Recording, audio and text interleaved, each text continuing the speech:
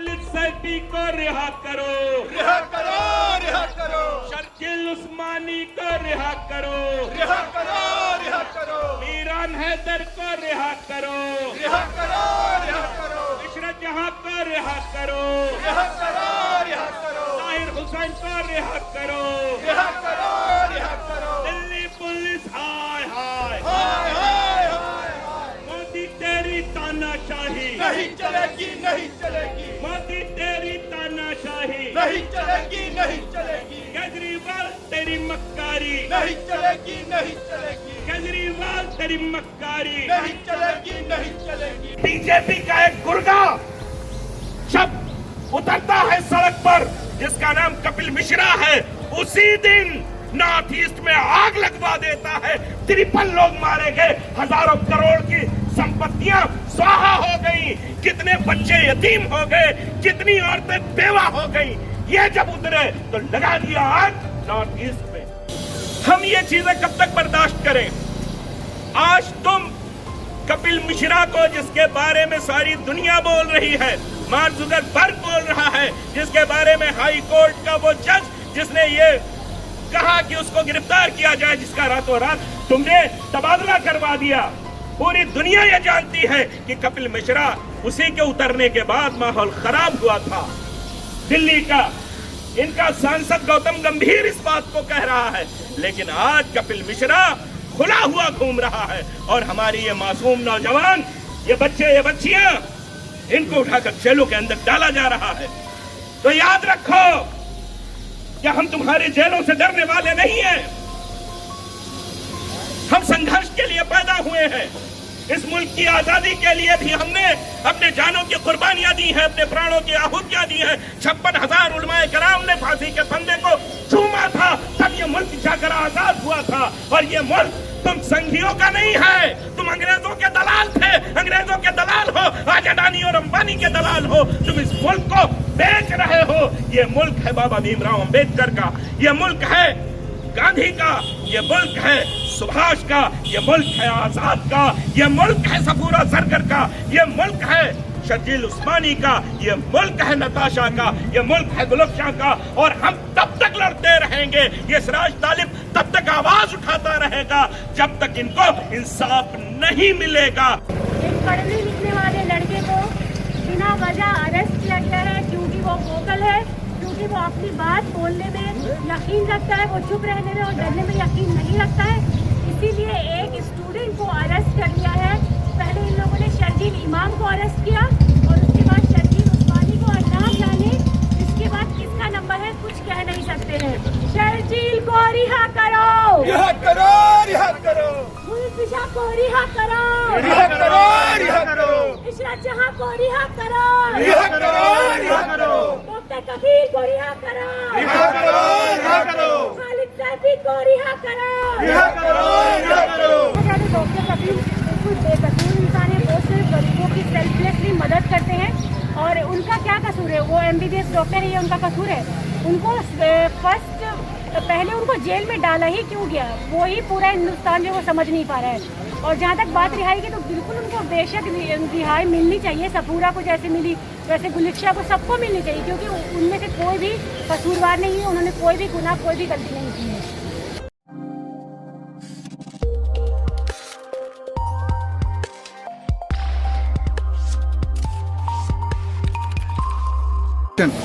एक आवाज़ 3 महीने पहले उठी थी NRC को लेकर के, अब जो है बेगुनाहों को जेल में डाला जा रहा है उत्तर प्रदेश सरकार और साथ में केंद्र सरकार। और इस वक्त हम हैं ओखला के इलाके में, जहां पे शर्जील को लेकर के और कई ऐसे लोग हैं जो मुस्लिम कम्युनिटी के हैं, उनको जेल में डाला गया जो कि बेगुनाह है।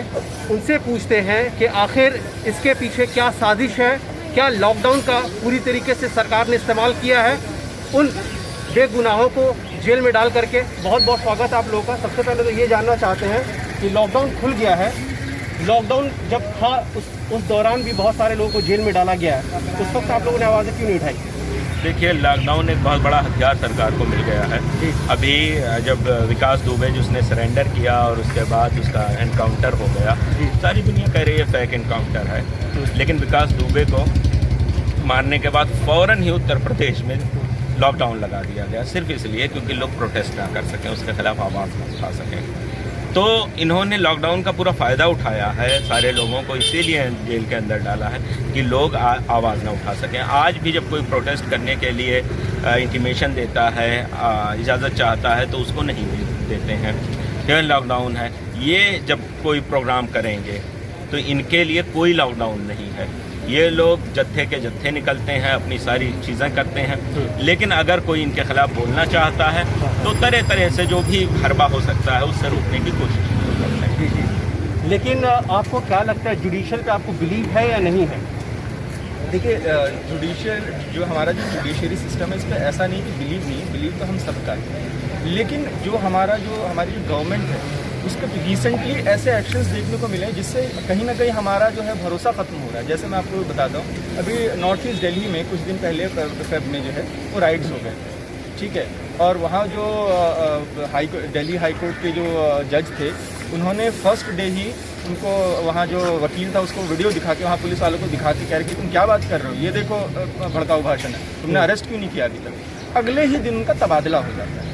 अब ये बताइए कि जहाँ पे गवर्नमेंट हर चीज़ को मैनिपुलेट कर रही है, हर चीज़ को कंट्रोल कर रही है, हम कैसे जो है वहाँ पर भरोसा कर सकते हैं जुडिशरी सिस्टम पर, क्योंकि हर जगह पर प्रेशर बना रखा है। अगर मान लीजिए जज अगर सरकार की बात नहीं मानेगा तो उसका जज गोया जैसा हाल होगा, आपको पता ही है उनके साथ क्या। ऐसा नहीं कि जुडिशरी सिस्टम पे हमें भरोसा नहीं, हमें सरकार पे भरोसा नहीं। वो प्रेशर बना के इन सारे इंस्टीट्यूट के ऊपर, जितने भी इंडिपेंडेंट इंस्टीट्यूट्स हैं, उनके ऊपर दबाव बना के वो अपनी बात बनवाएगा, या उस जो केस है उसको लंबा खींचेगा, या किसी भी तरह करके सबको पॉलिटिकल प्रिजनर बना के। अच्छा, एक चीज़ आपसे जानना चाहते हैं कि एक वीडियो वायरल हो रहा है जहाँ पे साध्वी प्रज्ञा जो है वो ये कह रही है कि विनय दुबे था इसलिए मंदिर में पकड़ा गया, अगर मस्जिद में होता तो वो भाग जाता, वो आतंकवादी होता। अभी तक शाद को जो है फांसी पे लटकाया नहीं गया, उसका इनकाउंटर नहीं किया गया है। तो ये कहाँ आपको लग रहा है, क्या निशाना मारा जा रहा है?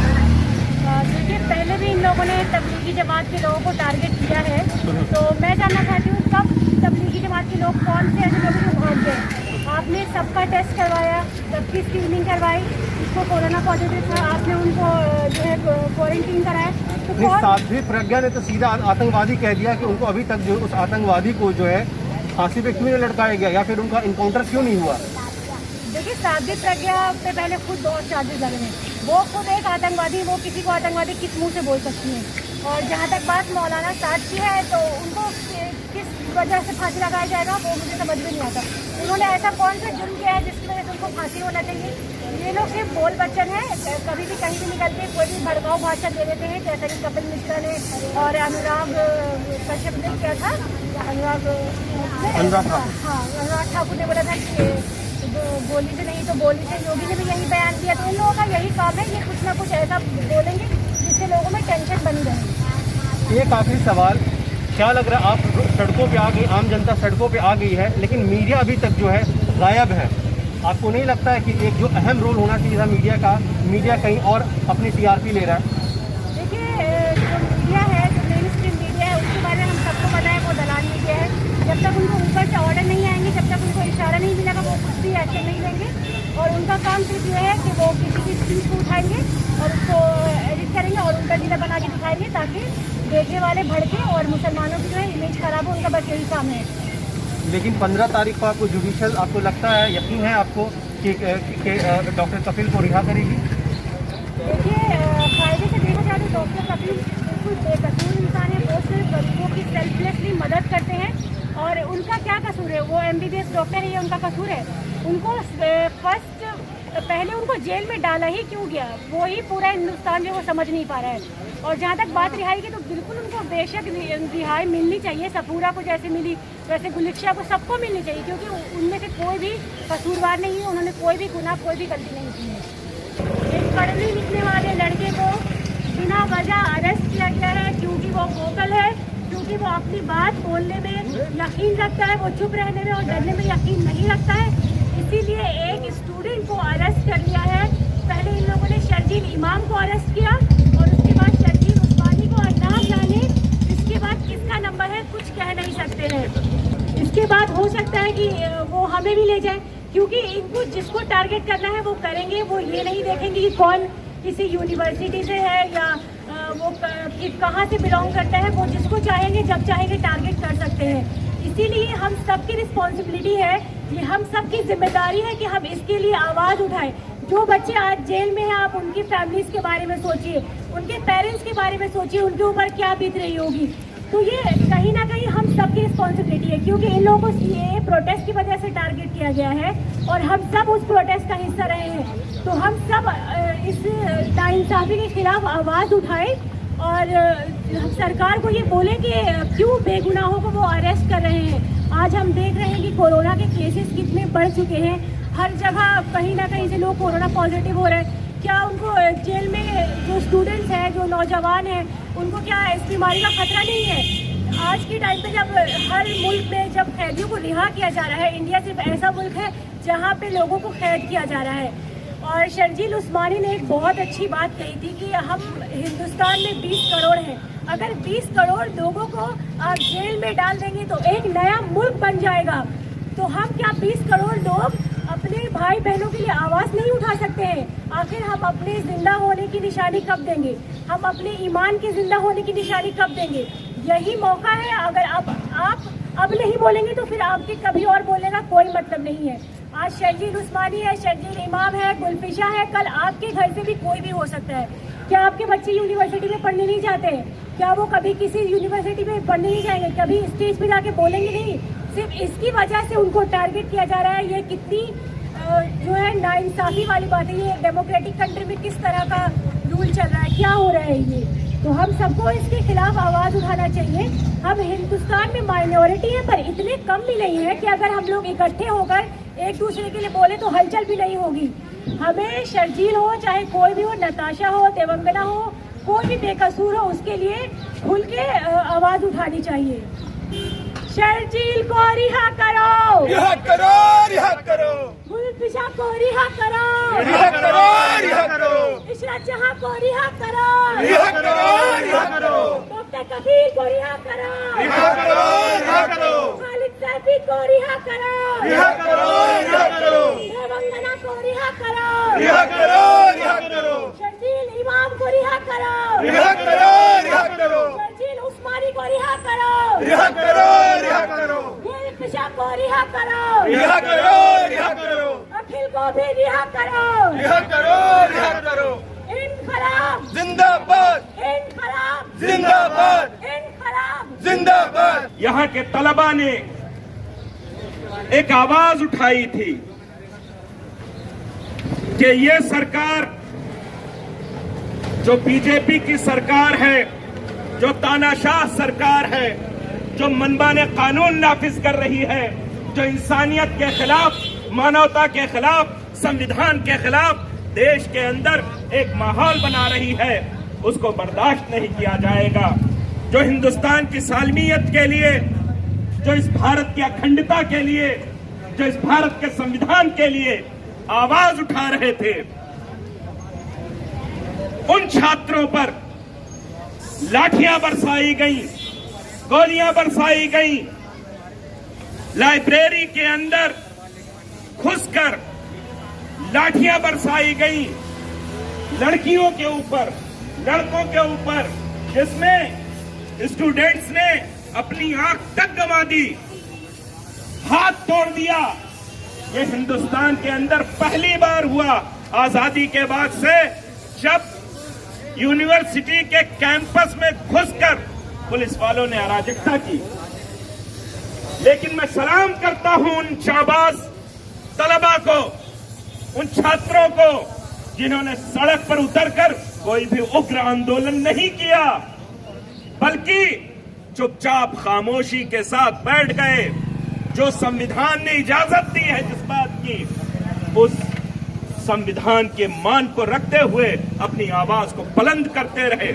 लेकिन उस आवाज ने पूरे हिंदुस्तान के अंदर वो वबैला मचाया कि पूरे हिंदुस्तान के अंदर लोगों ने उसको समझा, महसूस किया और उनकी आवाज में आवाज मिलाई। और ये ताकत जो खून की भाषा, खून रेजी की भाषा समझती है, जो गोलियों की भाषा समझती है, बार बार गोलियां चलाई जिसने संभल के अंदर, मेरठ के अंदर, मुरादाबाद के अंदर, लखनऊ के अंदर, कानपुर के अंदर, मऊ के अंदर, बनारस के अंदर, यहां तक कि गुलबर्गा और मैंगलोर के अंदर लाशें बिछा दी उन मासूम एहतजाजियों की। ये जब उतरते हैं सड़कों पर तब खून की नदियां बहाते हैं। 92 का वो दौर याद होगा आपको, 90 का वो दौर याद होगा।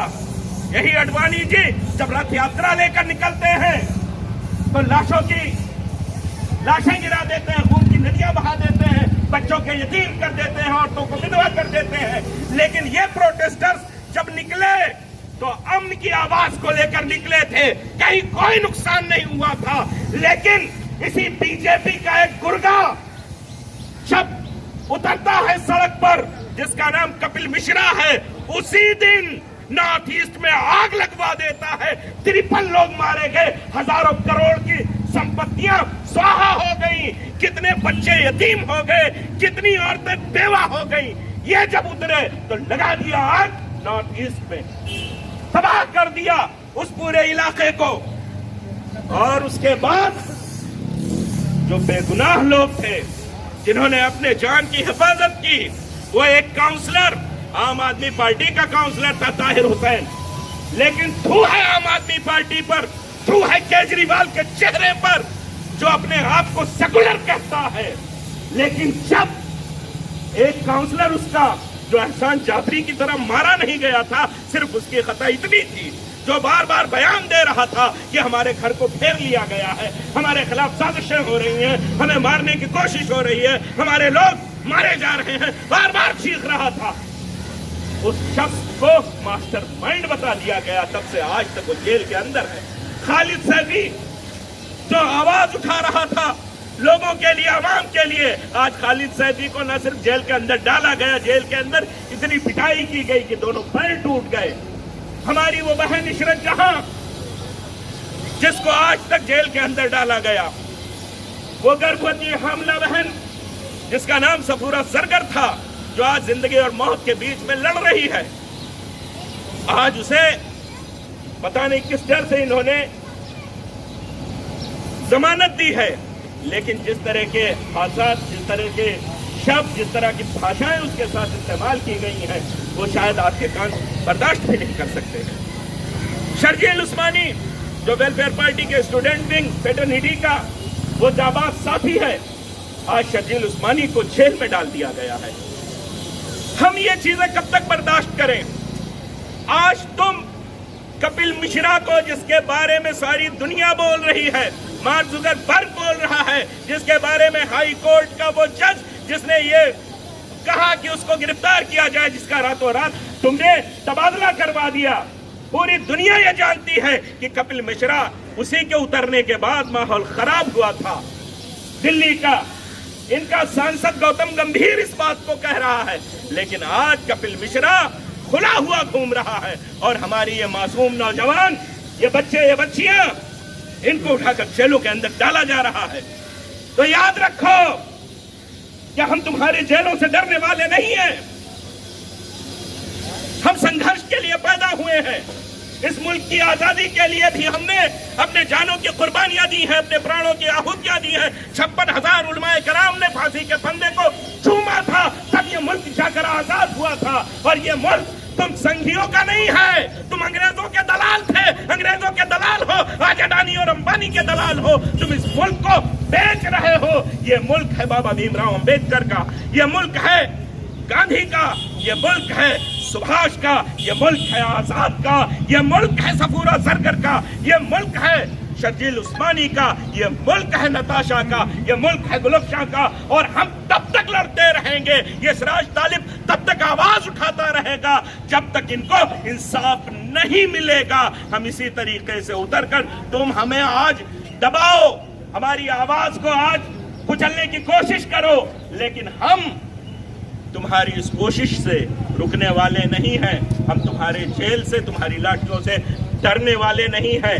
याद रखिए मोदी जी, याद रखिए केजरीवाल जी, जो आप दोनों लोग गलबैयां कर रहे हैं, अंदर अंदर से खेल खेल रहे हैं, आपको इसका खमियाजा भुगतना पड़ेगा। क्योंकि आज मुल्क का यूथ, मुल्क का नौजवान ये बेदार है। मैं आपके दरमियान आया हूं तो सिर्फ इतना कहने के लिए आया हूं कि अरे भाइयों, मेरे दोस्तों, मेरे बुजुर्गों, आज वक्त है कि आप एहतजाज करते रहें।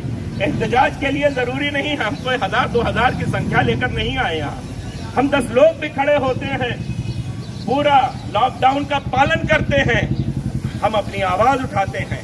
जिस तरह से ताली और थाली ये बजवाते हैं, आप भी अपने घरों पर खड़े होकर, उसकी बालकनी पर खड़े होकर एहतजाज कीजिए। क्योंकि अगर आप नहीं बोलेंगे तो ये गूंगे बहरे लोग नहीं सुनेंगे या आपकी आवाज को दबाएंगे। एहतजाज के बहुत सारे तरीके हैं, सोशल प्लेटफॉर्म है, सोशल मीडिया है, आप उसके जरिए आवाज उठाइए, लेकिन आवाज उठाना बंद ना कीजिए। मेरे साथियों, आपको आवाज अपनी बुलंद करनी चाहिए। जितनी आप आवाज बुलंद करेंगे उतनी ही जल्दी आपके समस्याओं का, आपकी मुश्किलों का हल होगा। नहीं तो यूं ही ये लोग आपका फायदा उठाते रहेंगे।